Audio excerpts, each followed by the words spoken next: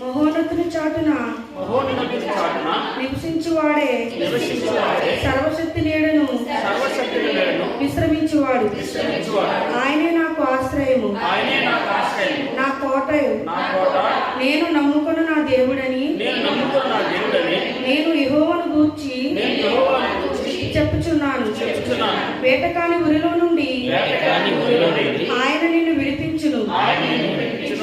నాశనకరమైన తెగులు రాకుండా నిన్ను రక్షించును. ఆయన తన రెక్కలతో నిన్ను కప్పును. ఆయన రెక్కల కింద నీకు ఆశ్రయము కలుగును. ఆయన సత్యము కేడమును దాగునై ఉన్నది.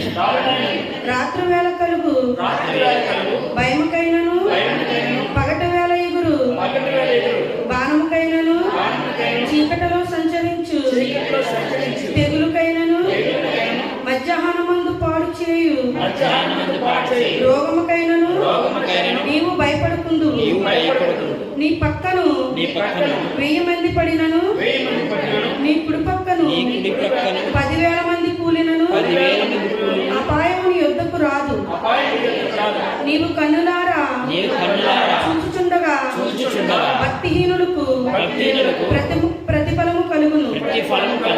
యెహోవా నీవే నా ఆశ్రయము అని నీవు మహోన్నతుడైన దేవుని నీకు నివాస స్థలముగా చేసుకుని ఉన్నావు. నీకు అపాయమేమీ రాదు. ఏ తెగులును నీ గుడారమును సమీపించదు. నీ మార్గములన్నిటిలో నిన్ను కాపాడుటకు ఆయన నిన్ను గూర్చి తన దూతలకు ఆజ్ఞాపించును. నీ పాదములకు రాయి తగలకుండా వారు నిన్ను తమ చేతుల మీద ఎత్తు పట్టుకుందురు.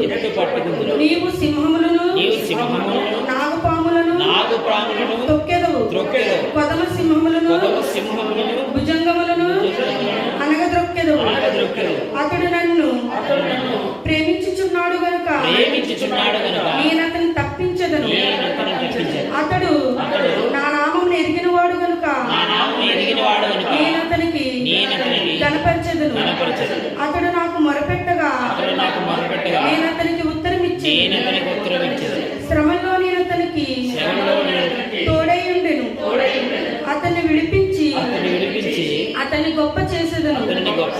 దీర్ఘాయువు చేత అతన్ని తృప్తిపరచెదను. నా రక్షణ అతనికి